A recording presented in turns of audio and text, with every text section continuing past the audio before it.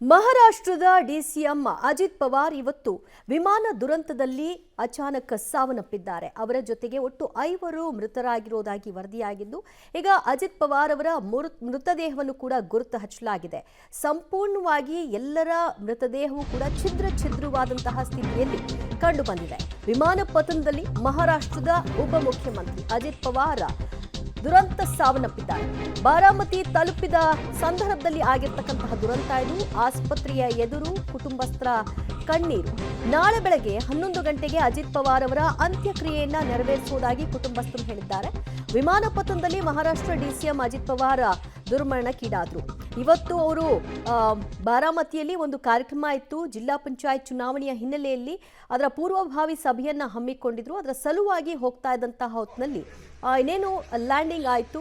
Landing ಆದ ಹೊತ್ತಿನಲ್ಲಿ ಅದು ರಾಂಗ್ ಲ್ಯಾಂಡಿಂಗ್, ಸ್ಪೀಡಲ್ಲಿ ಇದ್ದಂತಹ ಸಂದರ್ಭದಲ್ಲಿ ಆಗಿರುವಂತಹ ಲ್ಯಾಂಡಿಂಗ್, ಇದೆಲ್ಲದರ ಬಗ್ಗೆ ಈಗ DGCA ತನಿಖೆಯನ್ನು ಆರಂಭ ಮಾಡಿದ್ದು ಇನ್ನಷ್ಟೇ ಗೊತ್ತಾಗಬೇಕಾಗಿದೆ. ಆದರೆ ಈ ದುರಂತದಲ್ಲಿ ಅವರು ಕೊನೆಯ ಉಸಿರನ್ನ ಎಳೆದಿದ್ದಾರೆ. ಅಲ್ಲಿದ್ದಂತಹ ಪ್ರತ್ಯಕ್ಷದರ್ಶಿಗಳು ಕೂಡ ಹೇಳಿದ್ದಾರೆ ಯಾವ ರೀತಿಯಾಗಿ ಈ ಇಡೀ ಘಟನಾವಳಿಗಳು ತಾವು ಕಂಡ್ವಿ ಅನ್ನೋ ವಿಚಾರವಾಗಿ. ಒಟ್ಟು 5 ಬಾರಿ ಸ್ಫೋಟದ ಸದ್ದು ಕೇಳಿ ಬಂದಿತ್ತು. ಮತ್ತಷ್ಟು ಮಾಹಿತಿ ಪಡೆಯೋಣ ನಮ್ಮ ಪ್ರತಿನಿಧಿ ಶಬ್ಬೀರ್ ಇಂದ. ಶಬ್ಬೀರ್, ಅವರ ಮೃತದೇಹವನ್ನು ಈಗಾಗಲೇ ಆಸ್ಪತ್ರೆಗೆ ಸ್ಥಳಾಂತರಿಸಲಿ ಆಗಿದೆಯಾ? ಹೀಗಾಗಿ ಕುಟುಂಬಸ್ಥರೆಲ್ಲ ಅಲ್ಲಿ ವೇಟ್ ಮಾಡ್ತಾ ಇದ್ದಾರಾ? ದಿವ್ಯಾ, ಈ ಅಪಘಾತ ಸಂಭವಿಸಿದ ಕೂಡಲೇ ಎಲ್ಲ ಮೃತದೇಹಗಳನ್ನು ಆಸ್ಪತ್ರೆಗೆ ಸಾಗಿಸುವಂಥ ಕೆಲಸವನ್ನು ಮಾಡಲಾಗಿತ್ತು.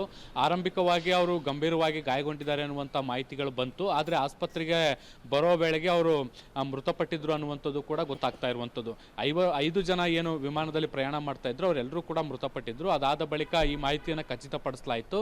ಅದಾದ ಬಳಿಕ ಈಗ ಎಲ್ಲ ಕುಟುಂಬಸ್ಥರು ಕೂಡ ಈಗ ಬಾರಾಮತಿ ಹತ್ತ ತೆರಳ್ತಾ ಇರುವಂಥದ್ದು. ಬಹುತೇಕ ಕುಟುಂಬಸ್ಥರು ಕೂಡ ಈಗ ಬಾರಾಮತಿಯನ್ನು ತಲುಪಿದ್ದಾರೆ. ಸೊ ಹೀಗಾಗಿ ಅಂತ್ಯಕ್ರಿಯೆಗೆ ಸಂಬಂಧಪಟ್ಟಂತೆ ಒಂದಷ್ಟು ಚರ್ಚೆಗಳು ಕೂಡ ಕುಟುಂಬಸ್ಥರ ನಡುವೆ ಈಗ ನಡೆದಿರುವಂಥದ್ದು. ನಾಳೆ ಬೆಳಗ್ಗೆ 11 ಗಂಟೆಗೆ ಏನು ಅಂತ್ಯಕ್ರಿಯೆಯನ್ನು ಮಾಡುವಂಥ ನಿರ್ಧಾರವನ್ನು ಕೂಡ ಈಗ ಕುಟುಂಬಸ್ಥರು ಕೂಡ ತೆಗೆದುಕೊಂಡಿರುವಂಥದ್ದು. ಅಂತಿಮ ದರ್ಶನಕ್ಕೆ ವ್ಯವಸ್ಥೆ ಮಾಡಿಕೊಡುವಂಥದ್ದು ಸಾಧ್ಯತೆಗಳೇನಿದ್ದಾವೆ ಅವು ಬಹಳಷ್ಟು ಕಡಿಮೆ ಇದೆ ಅಂತ ಹೇಳಲಾಗ್ತಾ ಇರುವಂಥದ್ದು. ಆಪ್ತರು ಮತ್ತು ಕುಟುಂಬಸ್ಥರಿಗೆ ಮಾತ್ರ ಅಂತಿಮ ದರ್ಶನದ ಅವಕಾಶಗಳನ್ನು ಮಾಡಿಕೊಡಲಾಗುತ್ತೆ. ಕಾರ್ಯಕರ್ತರು, ಬೆಂಬಲಿಗರಿಗೆ ಮತ್ತು ಸಾರ್ವಜನಿಕ ಅಂತಿಮ ದರ್ಶನದ ವ್ಯವಸ್ಥೆಯನ್ನು ಮಾಡೋದ್ರ ಬಗ್ಗೆ ಈವರೆಗೂ ಕೂಡ ಕುಟುಂಬಸ್ಥರಿಂದ ಯಾವುದೇ ಅಧಿಕೃತ ಮಾಹಿತಿಗಳು ಕೂಡ ಬಂದಿಲ್ಲ. ಈ ನಡುವೆ 11 ಗಂಟೆಗೆ ಅಂತ್ಯಕ್ರಿಯೆ ಅನ್ನುವಂಥ ಮಾಹಿತಿಗಳು ಕೂಡ ಸಿಗ್ತಾ ಇರುವಂಥ ಹಿನ್ನೆಲೆಯಲ್ಲಿ ಅಜಿತ್ ಪವಾರ್ ಅವರ ಅಂತಿಮ ದರ್ಶನ ಸಾರ್ವಜನಿಕವಾಗಿ ಇಡಲಾಗೋದಿಲ್ಲ ಅಂತಲೂ ಕೂಡ ಈಗ ಸದ್ಯಕ್ಕೆ ಹೇಳಲಾಗ್ತಾ ಇದೆ. ದಿವ್ಯಾ.